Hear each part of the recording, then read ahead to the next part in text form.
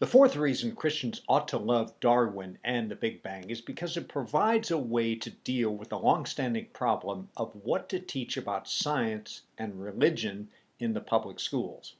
This is certainly a very old problem, one going back at least as far as the famous Scopes monkey trial in Dayton, Tennessee in the 1920s. Unfortunately, Christians have generally come out on the losing end in court cases. The courts pretty much always ruling that Christian efforts to present alternatives to Darwinian science are unacceptable. Many would argue that everyone, Christian and non-Christian alike, has lost out. The reason being is because teachers in schools are so afraid of this issue, they shy away from teaching much of anything. Some would argue that students are simply being taught junk. I believe my proposed approach can come to the rescue, offering benefits to all. Non-Christians are going to be happy because good science is going to be taught. Christians will be happy because they'll be able to build the set of arguments they've always wanted taught in schools, but simply haven't been able to advance until now. Sounds like a pretty bold claim, and it is, but I believe I can make it. Let me show you how. Let's go back to the great fear that Christians have had about Darwin. I think there have been two. One, that Darwin is inconsistent with the biblical narrative, and two, that it hypothesizes a world without purpose and one without God. So students will be taught that the atheistic conception is correct. Now, elsewhere, I've shown how Darwin is clearly not inconsistent with the biblical narrative, so we can definitely dispose of that objection. Let's now turn to the other objection. My proposal is going to provide atheists and other non-Christians with something they've always wanted, to teach Darwin in the schools, but it's going to come at a cost they haven't considered, one that Christians will definitely like. Let me explain how I think the subject of Darwin and the Big Bang should be taught in schools. Bear with me, because if you're a Christian, I think you will like where this is going. As I've argued in my book, I think the schools should teach that the Big Bang and Darwin's theory are essentially correct. So let's teach that in the schools. Atheists should love that, so what might their objection be? Well, the problem that arises for atheists is that just as Christians are practicing religion, atheists really are too. They'll object mightily to this, but let me show you why they actually are practicing religion. If the schools follow through with what I'm suggesting, it should be pretty obvious. So here's what I think should be taught in schools. First, the Big Bang is our best explanation for how the universe began about 13.8 billion years ago. From that, the universe, as well as life, emerged and evolved to the present. Here, though, is the big question. What caused the Big Bang? Christians, as well as adherents of other religions, believe that God, or some godlike agent, caused it. Atheists, of course, believe that it more or less happened by chance. Who's right? And what proof is there? Let's consider the alternatives.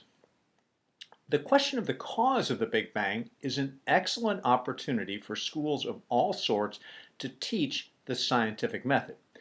Pretty much everyone believes it's a good idea for children to learn the scientific method. They just haven't thought about it in this context.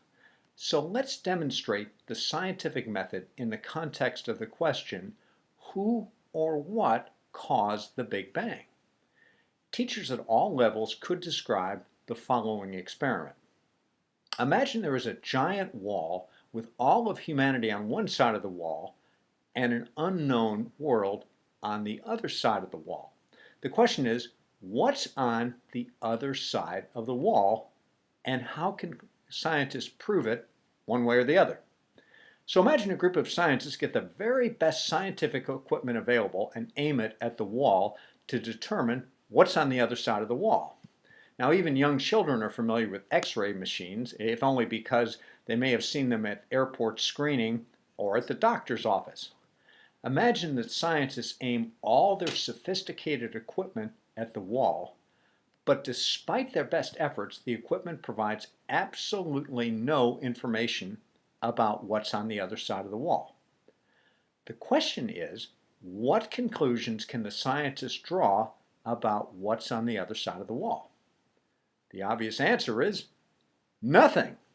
If there are no data produced by the machines about what's on the other side of the wall, it remains a mystery what is on the other side.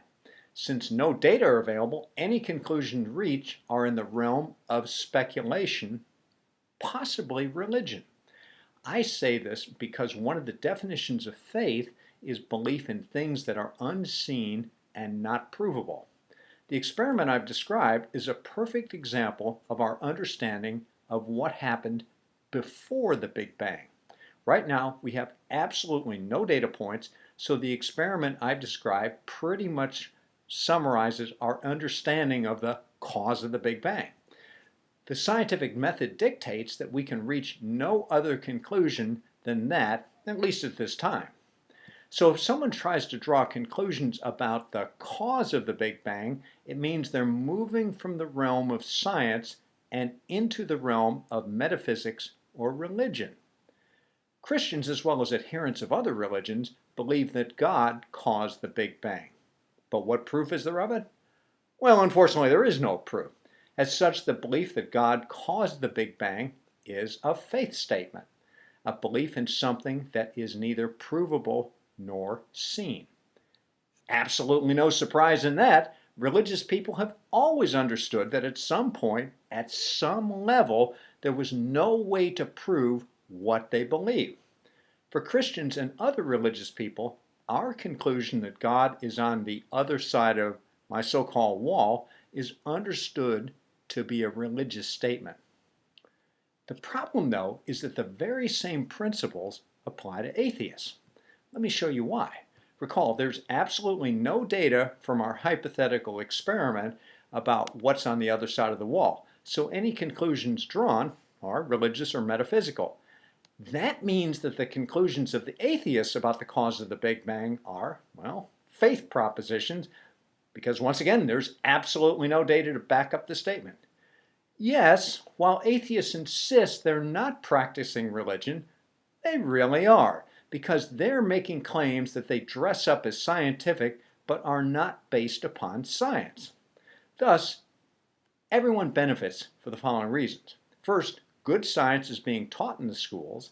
Second, children are learning about the boundaries between science and religion. And three, no one needs to worry that a particular religious view is being taught. Christians should also be pleased because children will be taught that the claims of atheists are, like those of Christians, merely faith statements, so any conclusions they draw are beyond science. Well, beyond that, Christians should not be concerned to teach the idea that humans are evolved creatures from lower animals. The reason they shouldn't be concerned is, as I've pointed out earlier, that Darwin's theory provides an excellent explanation for original sin and the Garden of Eden. Atheists won't like that conclusion, but so be it. After all, the argument I'm making is that the logical outcome of evolution by natural selection is the Garden of Eden.